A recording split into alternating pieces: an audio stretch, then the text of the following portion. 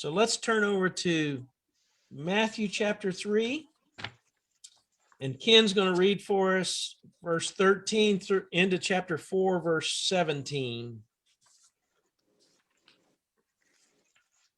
When Jesus came from Galilee to the Jordan to be baptized by John, John tried to deter him, saying, I need to be baptized by you, and do you come to me? Jesus replied, Let it be so. It is proper for us to do this to fulfill all righteousness. Then John consented. As soon as Jesus was baptized, he went up out of the water, and that moment heaven was opened, and he saw the Spirit of God descending like a dove and lighting on him. And a voice from heaven said, This is my Son, whom I love. I am well pleased. With him I am well pleased.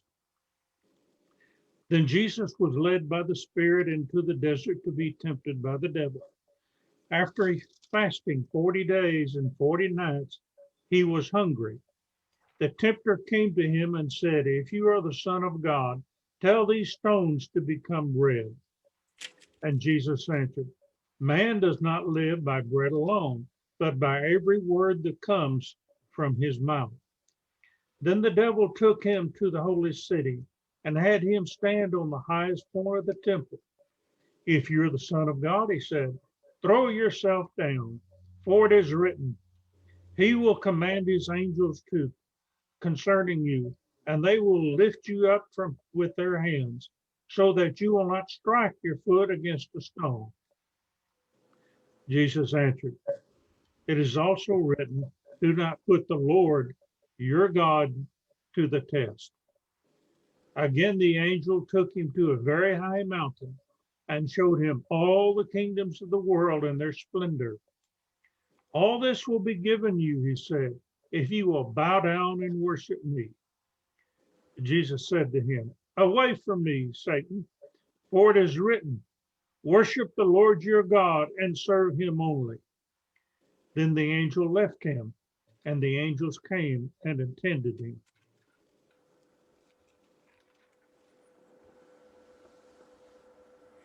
When Jesus heard that John had been put in prison, he returned to Galilee, leaving Nazareth, and went to live in Capernaum, which was by the lake, in the area of Zebulun and Naphtali, to fulfill what is said by the prophet Isaiah.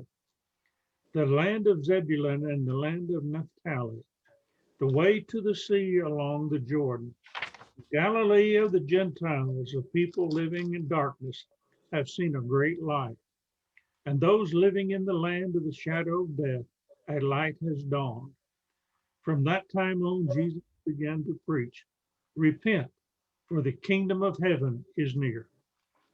All right. Thanks, Ken.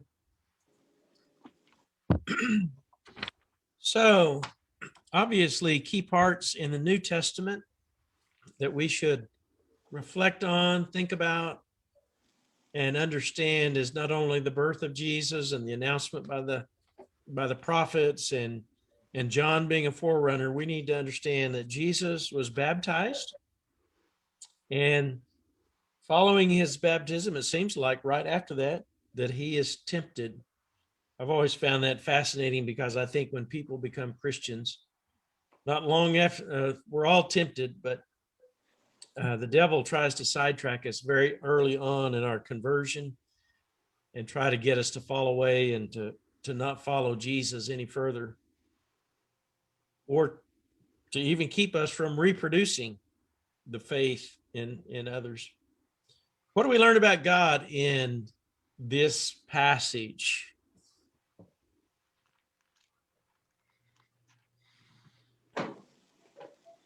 Anything stand out? Knows his purpose. He doesn't get tempted. God loves his son tremendously. He's very proud of him. If you're looking in the Gospel of John, you see how many times God, in the first 3-4 chapters, God is talking about how pleased he is with his son. and that the Son, since the Son has been with him in heaven, he knows what he's talking about. He's seen God. He's been with God. He knows what the Father wishes, and he loves the Father also. Kevin, I think it's interesting to note that Jesus knew what was proper to fulfill all righteousness. He knew of the prophecies. He knew of what the right thing was to do, and John confronted him, and it's that was a godly influence and noteworthy. Yeah. Yeah. John the Baptizer is the one who basically basically says, "Hey, I'm not worthy to do this," but he agrees to do it because he wants to do God's will. He wants to do things that are right, and John agreed to baptize him. I do think it's important to see that we do have the three of the Godhead there. How did I miss that? Miss what? John chapter 1 brings out some very interesting things about Jesus. If the baptism of John was a baptism of repentance for the forgiveness of sins, and Jesus was sinless, he didn't need to repent, and he didn't need forgiveness. And I was wondering, well, why did Jesus come to be baptized? And the answer to that question is that he came to be baptized in order to be revealed as God's Son. And we find that in John chapter 1, verses 31 and 2, where he talks about the Spirit coming down upon Jesus, and the voice speaking was the reason why he came to do what was right. Very good.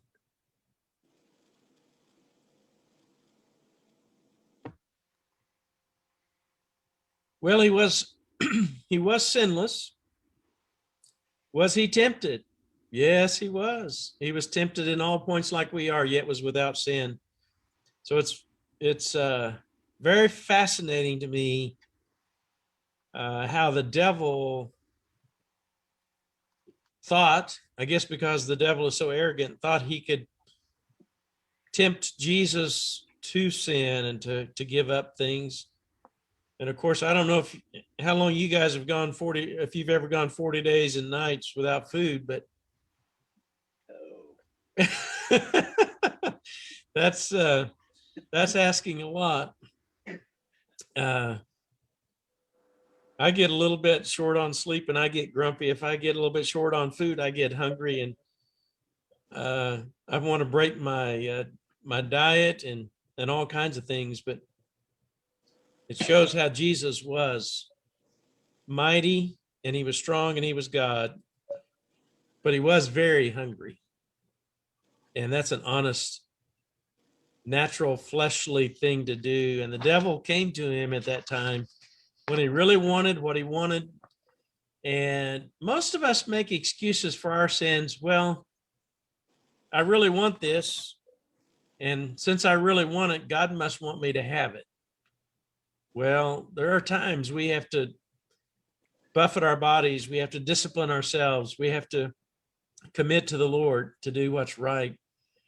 And of course, Jesus, he kind of says, if you are the Son of God. And I think the devil knew that he was the Son of God. And in some ways, sometimes in the Greek, it'll have the if, but it really means that it's true, affirming it. And I kind of feel like that's what it's here is. The devil says, since you are the Son of God, tell these rocks to become bread. Well, Jesus could have done that, but it was the devil kind of goading him to yield to making Jesus the one he listens to. And Jesus wouldn't listen to him. He responded with scripture. He responded with with what God said. And I think we have to do those in difficult times, is come back to scripture when things are confusing for us, very difficult. Come back to scripture. He did kind of have the lust of the eye, the lust of the flesh, and the pride of life. He was hungry, lust of the flesh, and he could have done that. He was went up to the holy city and told him he would give him all those things, and that would be appealing to his pride and the pride of life. And the devil couldn't give him that, but Jesus responded with scripture again, and saying not to test the Lord.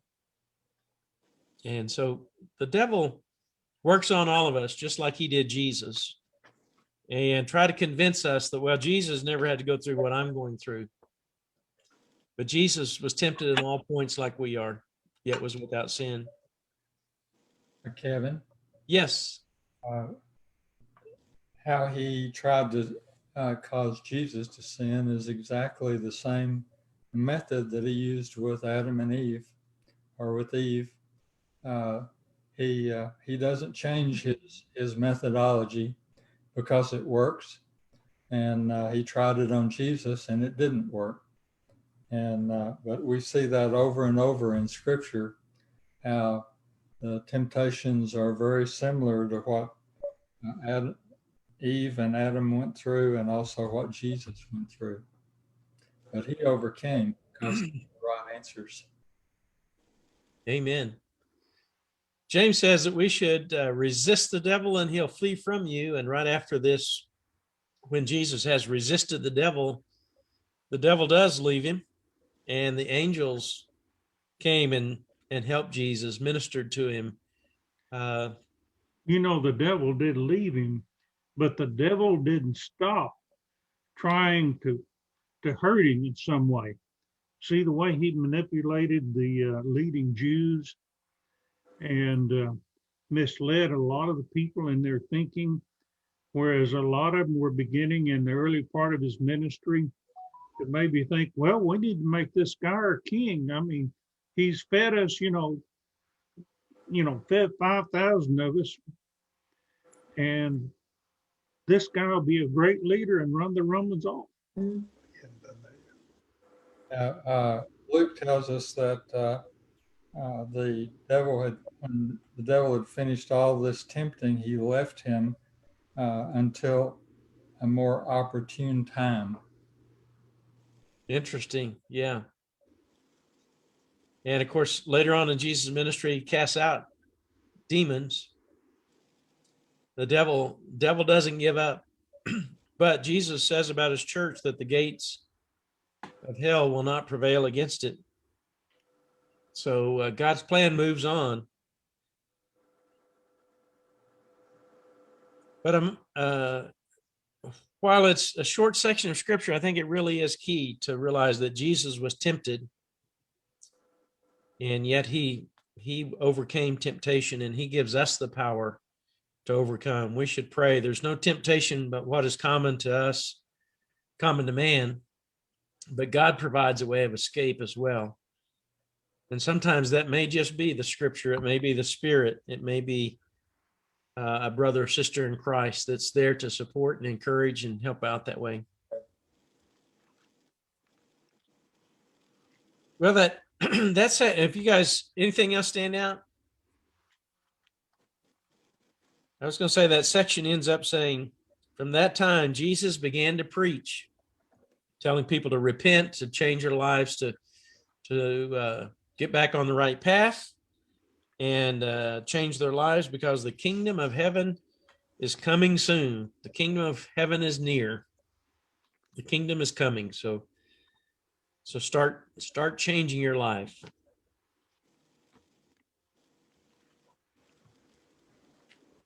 Any other questions or comments, things that stand out?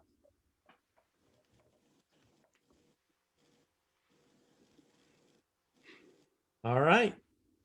Phil. I was just going to say that Jesus used the scriptures, and I've often thought of that passage in Psalm 119, verse 11.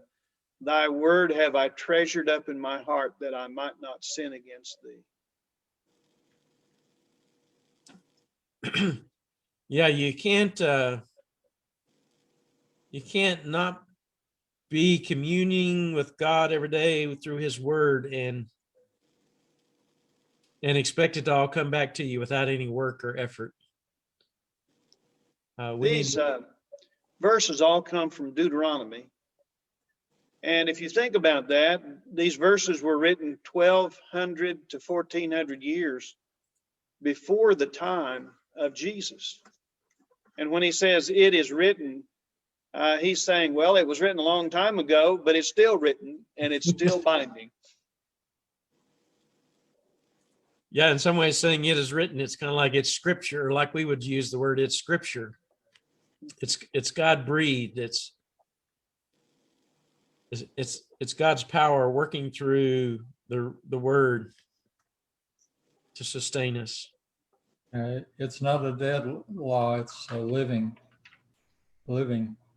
Yeah. The word of God is living and active. So true. You know, even today, I think sometimes the way Satan comes at us is to try and get us to doubt Scripture, uses Scripture to try and weaken our faith, and that's always impressed me that sometimes people use the Bible and say, well, if this is the truth, then how could this be? You know, as ministers, I think we sometimes struggle with, I don't know the words to say to this person or that person. But prayer is always powerful, but scripture is very powerful to read, to give us an anchor, to help us focus our faith on God. And that's always very important for people to hear sometimes. So when people are discouraged and you don't know what to say, read a scripture.